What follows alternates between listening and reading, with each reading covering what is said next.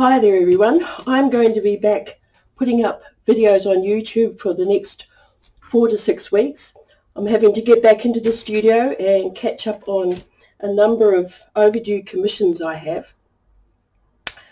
The first commission I'm going to do is one for one of my Zambeesi jackets with lots of textile embellishment on the surface. So at the moment I've got this piece of denim, which is obviously the top of a pair of Levi jeans, where I've cut away the legs to use in other projects, and this is going to be one of the pieces I incorporate into the jacket. Now I've been thinking about it for a few minutes and I've decided I'm going to take out this fly. It's pretty thick and heavy. If I leave it in there and use this as the bottom part of the jacket with the waistband on the natural waistline, and a person's wearing it and they're in a chair, they lean back, this is going to be bulky and hard up against their back. So I've decided I'm going to cut the fly out and sew the fabric back together again. So I'm just going to demonstrate that now. I'm going to take it to the machine, sew it back up, and come back and start a bit of stenciling on this fabric. And then I'm going to do some of my usual stitching and decoration with that stencil. So there we go, the fly's out.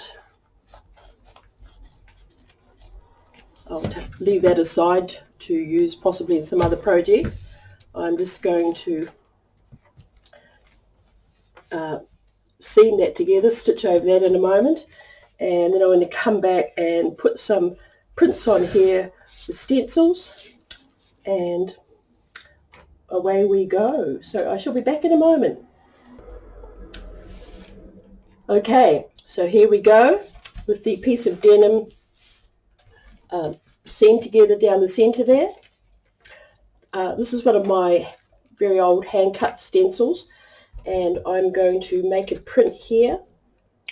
I'm not going to use the roller, which you usually see me using in other videos, and roll the paint on through, because it's quite uneven, the surface, because the pocket bag's underneath, and there's bulk here where these other seams are from the pockets of the jeans. So the roller does not respond too well going over humpy, textures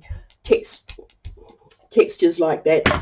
So I'm going to resort back to the older and more traditional technique of stencil printing with this brush, and just use the dabbing technique.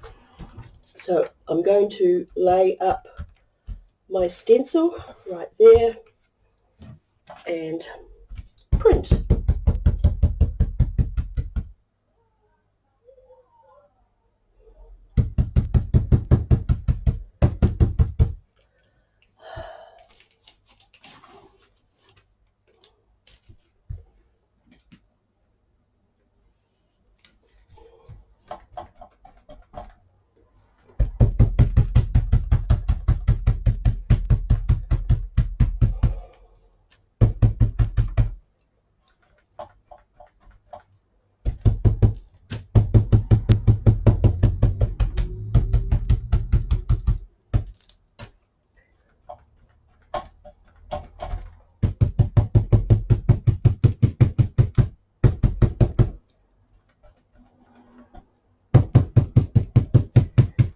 Now the denim's a thick cotton fabric. It's absorbing a lot of paint, so I'm really working it a lot to get my print to come through there. Refilling the brush regularly.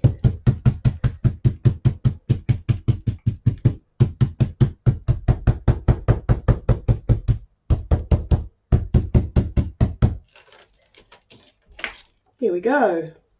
That's that print. Now I'm just going to leave that wet stencil there and change it up a bit right now to get slightly different No, I think I might change my blue with that one there. So what I'm going to do is put that out of the way for the present, up there.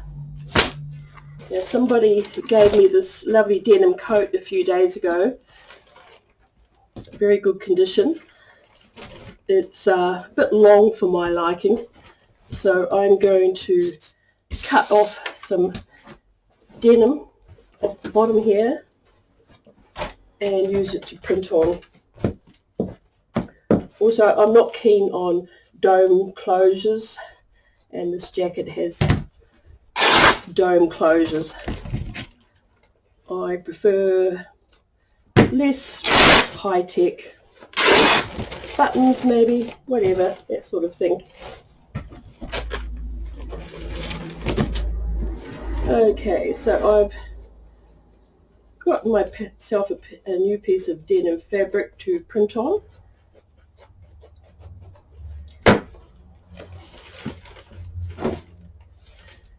Here we go. So I'm just going to resume up here with this still wet stencil.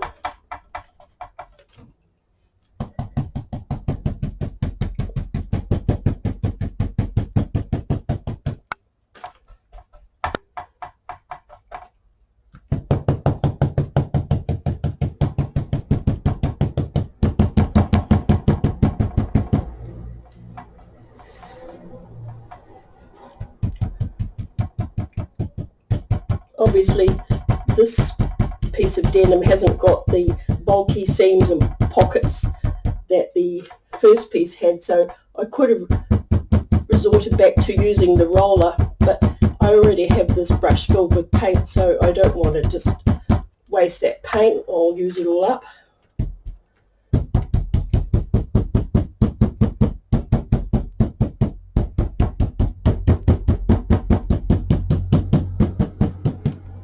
Voila! Print number 2. Right, that aside. Now I wanted to change over to a darker blue, which this dark blue won't, this is too close to the actual colour of this denim, so I won't be using it to print on this piece. I'll go back to my first.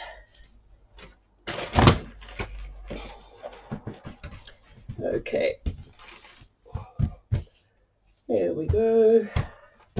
And I thought I would apply this lovely print here, the darker ink.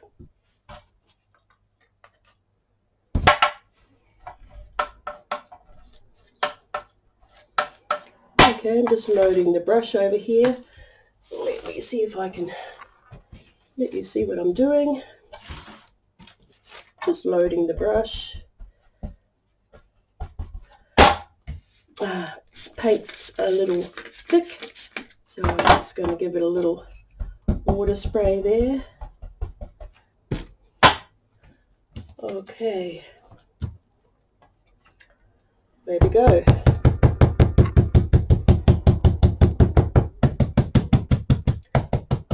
I didn't wash out the paint, the lighter coloured blue paint from the brush, it's still there.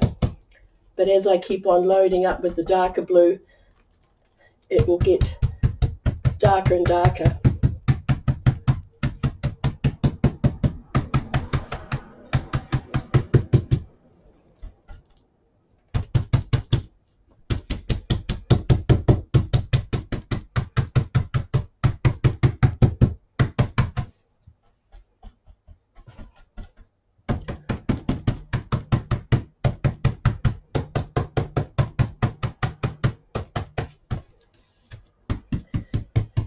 And as you can see, I'm just holding the stencil in my usual manner, laissez-faire.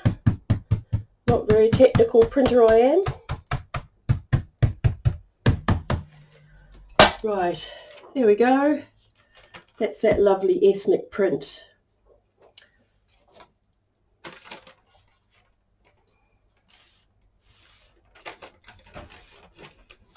Okay, I'm going to set that piece aside to dry out, and I'm going to hunt up some more blue fabrics to print, and I shall be back in a little while.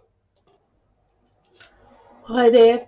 Okay, now I've hunted out this piece of, I think it's a wool chalice, and it's in this lovely grey-blue colour.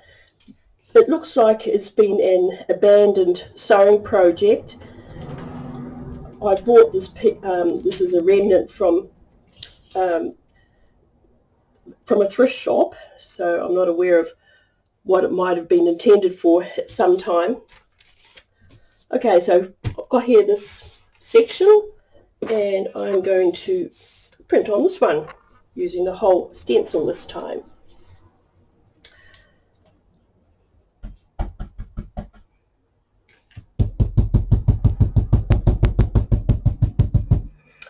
Actually find this more traditional method of pouncing, daubing with the brush more successful when I'm using a stencil with really fine detail like this one has, the fine lines.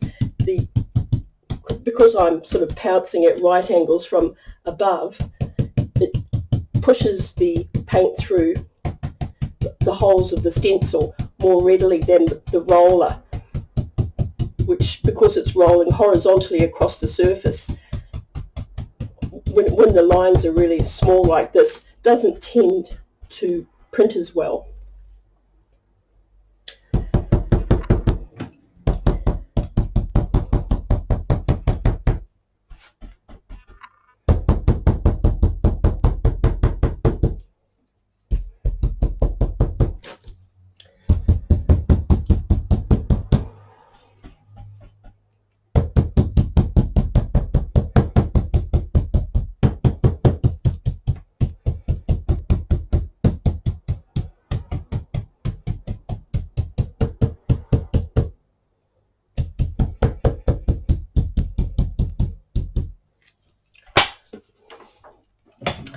That's that print.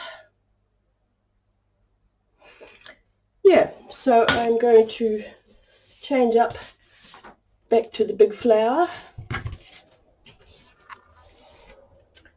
Okay, this has still got a lot of ink on it from the previous print.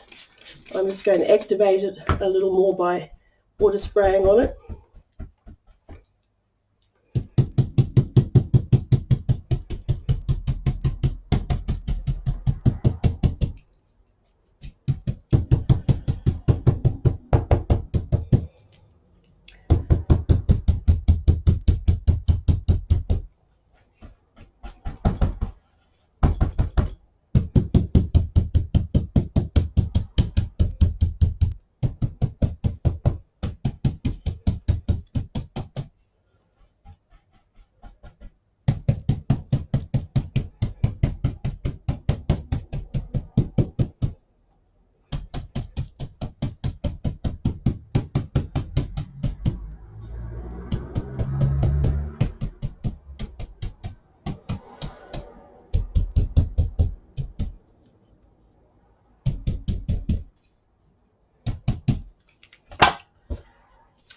Here we go.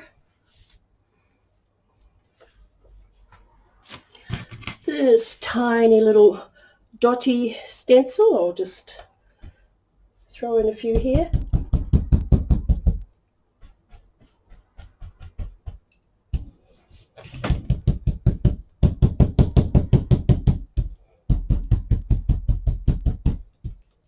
Now with a stencil this small and a brush this large, I really can't help going over the edges a bit here. So I'm getting a little bit of ghosting around the edges of that. But because I'm that kind of an artist that I'm not overly concerned about perfection, I'm not doing anything to prevent that happening. If I did want to prevent that happening, it's quite a simple matter of putting a little bit of wide masking tape on the sides there. Oh look, here we go. I'll just demonstrate to those of you who might feel, don't want that kind of thing happening. Okay, this may not stick too well because I've now got the wet paint on there. But if I was concerned about not getting the edges ghosting there, this is what I could have done.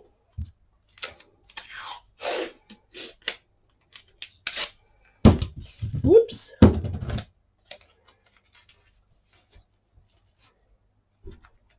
And of course, the masking tape is tacking the stencil to the fabric, holding it still, so I get a more perfect print because it doesn't move in the way it tends to when I've just got my hand on it.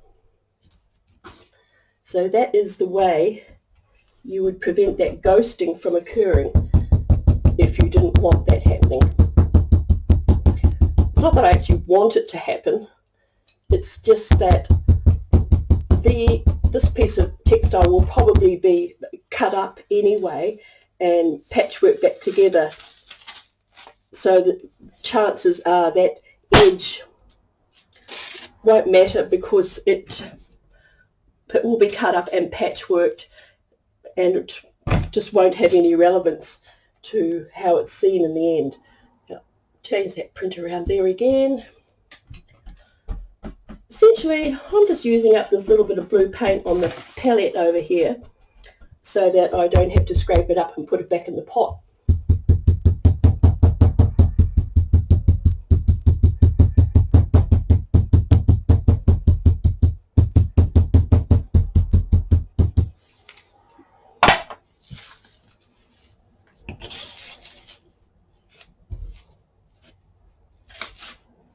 There we go.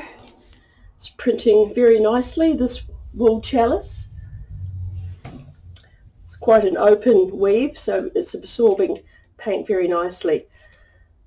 Okay, well, I'm going to call this a day. I'm going to go away and wash down my stencils, heat set these pieces, and it's late afternoon down here in the studio. I'm going to take home these pieces I've printed and do some stitching on them. And I'll bring them back and show you what we're doing tomorrow. Thank you for watching. See you soon.